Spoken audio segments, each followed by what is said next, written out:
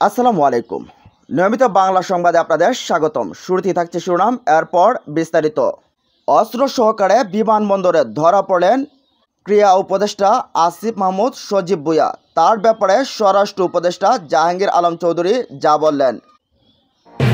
এদিকে বাংলাদেশে গণতান্ত্রিক ধারা ফেরাতে চীনের মনোভাব অত্যন্ত পজিটিভ।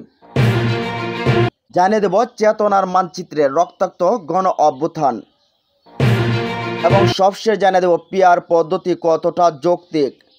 এতক্ষণ শুনছেন সংবাদ শিরোনাম, এবার জানুন পুরো বিস্তারিত।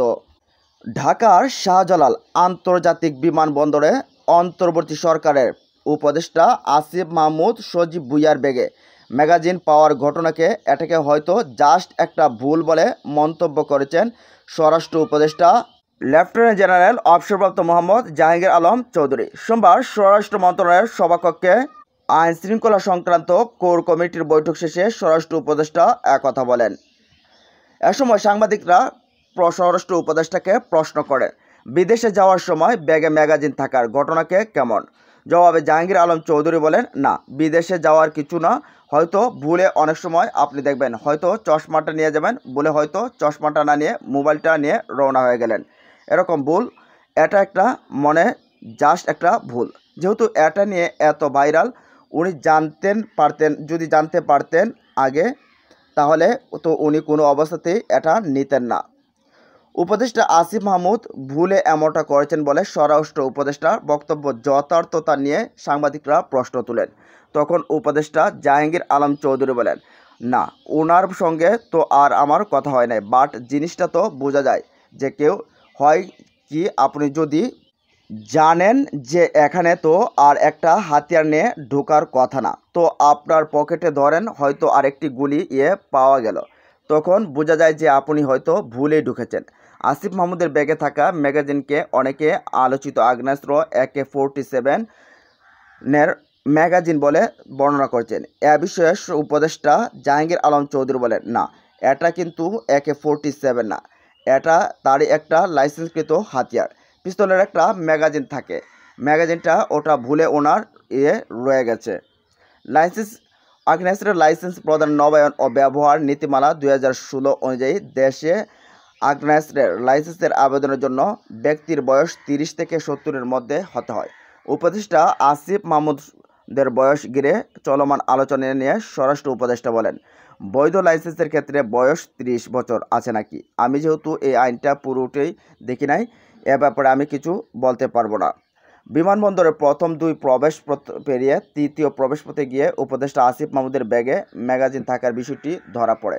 প্রথম প্রবেশপথে কেন ধরা হয়নি সে প্রশ্নের জবাবে স্বরাষ্ট্র উপদেষ্টা বলেন, এজন্য আমি অলরেডি বলছি, যেই হোক অনেক সময় আছে, যেমন ধরেন হয়তো আমার ভাই আপনাদেরও নেতা, এখন উনি যখন ঢুকেন অন্যান্য সময়ের থেকে উনি একটু প্রিলিভেজ পান, এই প্রিলিভেজটা যেন কারো ক্ষেত্রে না হয়, সবার ক্ষেত্রে যেন আইনটা সমানভাবে প্রয়োগ হয়, এজন্য বলা হয়েছে। এদিকে বাংলাদেশে গণতান্ত্রিক ধারা ফেরাতে চীনের মনোভাব অত্যন্ত পজিটিভ বলে মন্তব্য করেছেন বিএনপির মহাসচিব মির্জা ফখরুল ইসলাম আলমগীর। গতকাল রাজধানীর গুলশানে বিএনপি চেয়ারপারসনের রাজনৈতিক কার্যালয়ে আয়োজিত সংবাদ সম্মেলনে এক প্রশ্নের জবাবে তিনি মন্তব্য করেন। সম্প্রতি বিএনপি মহাসচিবের নেতৃত্বে দলের চীন সফর বিষয়ে জানাতে এই সংবাদ সম্মেলনের আয়োজন করা হয়। 5 দিনব্যাপী সফরে চীনের গুরুত্বপূর্ণ ব্যক্তিবর্গের সঙ্গে বৈঠক করেছেন জানিয়ে মির্জা ফখরুল বলেন, চীনের কমিউনিস্ট পার্টির পলিটিক্যাল ব্যুরোর সদস্য ও ন্যাশনাল পিপলস কংগ্রেসের স্থায়ী কমিটির ভাইস চেয়ারম্যান লি হংসং এর সঙ্গে দ্বিপক্ষীয় সভায় বিএনপির পক্ষ থেকে এক চীন নীতির প্রতি দলীয় অবস্থান দৃঢ়ভাবে উচ্চারিত হয়েছে। পাশাপাশি প্রেসিডেন্ট শি জিনপিংয়ের নেতৃত্বে চীনের বিস্ময়কর উন্নতি, আন্তর্জাতিক প্রবৃদ্ধি এবং তার বেল্ট অ্যান্ড রোড ইনিশিয়েটিভ ইতিবাচকতার কথা মর্যাদা ও সম্মানের সঙ্গে বিএনপির পক্ষ থেকে ব্যক্ত করা হয়েছে। বৈঠকে লি হংসং বিএনপির ভারপ্রাপ্ত চেয়ারম্যান তারেক রহমানকে চীন সফরের আমন্ত্রণ জানান। তিনি বলেন, দ্রুত একটি নির্বাচিত সরকারের সঙ্গে নতুনভাবে কার্যক্রম শুরুর ব্যাপারে চীনের পক্ষ থেকে আশাবাদ ব্যক্ত করা হয়েছে। তিনি জানান, বাংলাদেশের অবকাঠামো উন্নয়নে চীনের অবদানের কথা উল্লেখ করে ভবিষ্যতে ডিজিটাল প্রযুক্তি, সেমিকন্ডাক্টর, নবায়নযোগ্য জ্বালানি, মেডিকেল ও স্বাস্থ্যসেবা, উচ্চশিক্ষা, যোগাযোগ, আধুনিক কৃষি প্রযুক্তি, এসএমই, বিজনেস, ব্লু ইনকমি, উন্নতর প্রযুক্তি স্থানান্তরের ক্ষেত্রে দেশটিকে অধিকতর ভূমিকা রাখার আহ্বান জানানো হয়েছে। এর পরিপ্রেক্ষিতে চীন ইতিবাচক মনোভাব প্রকাশ করেছেন।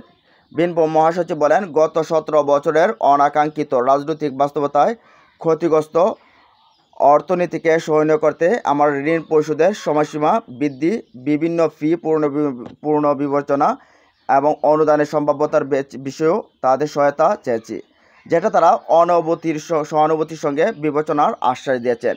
মিয়ানমারের রাখাইন রাজ্যের রোহিঙ্গা নাগরিকদের নিরাপত্তা, স্বেচ্ছা এবং সম্মানযোগ্য প্রত্যাবর্তনের ব্যাপারে চীনের অধিকতর এবং কার্যকর ভূমিকা রাখার আহ্বান জানিয়েছেন বলেও জানান তিনি।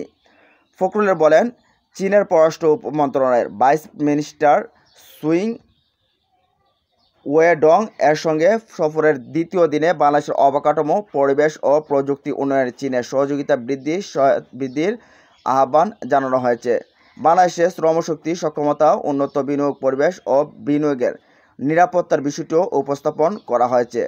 বাংলাদেশ চীন ফ্রেন্ডশিপ হাসপাতাল বিনির্মাণ, দেশের উত্তরাঞ্চলে উৎপাদিত কৃষিপণ্য সংরক্ষণ ও রপ্তানি সুযোগ বৃদ্ধির বাস্তব পদক্ষেপ, কুনমিংয়ে 4টি বিশেষায়িত হাসপাতালে বাংলাদেশি রোগীদের চিকিৎসা সহজতর করা এবং চীন বাংলাদেশের মাঝে স্থলপথে আন্তর্জাতিক যোগাযোগ স্থাপনেও উদ্যোগ সূচিতে ছিল। চীন কমিউনিস্ট পার্টির পক্ষ থেকে 2 বছর মেয়াদী রাজনৈতিক সমঝোতা স্মারক স্বাক্ষরের প্রস্তাব বিএনপির ইতিবাচক হিসেবে গ্রহণ করেছে বলেও জানান ফখরুল।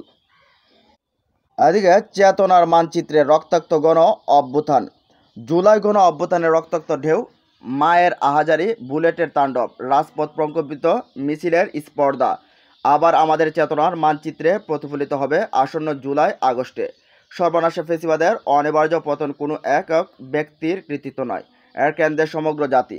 সুতরাং এই অভ্যুত্থানের আখ্যান অনেক বড় এবং বিস্তৃত, যা অগণন মানুষের আত্মদান ও বীরত্বের কীর্তিগাথায় ইতিহাসের দেয়ালে খোদাই হয়ে আছে। এই রক্তস্নাত গণ অভ্যুত্থানের এক অভূতপূর্ব বৈশিষ্ট্য ছিল নারীদের বিস্ময়কর ও সাহসী অংশগ্রহণ, যা রাষ্ট্র ক্ষমতার কাঠামোকে কাঁপিয়ে দেয়। জুলাই গণ অভ্যুত্থান ছিল গণতন্ত্র ও নৈতিকতার পক্ষের এক অমানবীয় প্রতিরোধ, যেখানে নিপীড়নের মুখোমুখি হয়ে জনগণ রাষ্ট্রের প্রকৃত মালিকানার দাবি উচ্চারণ করেছিল।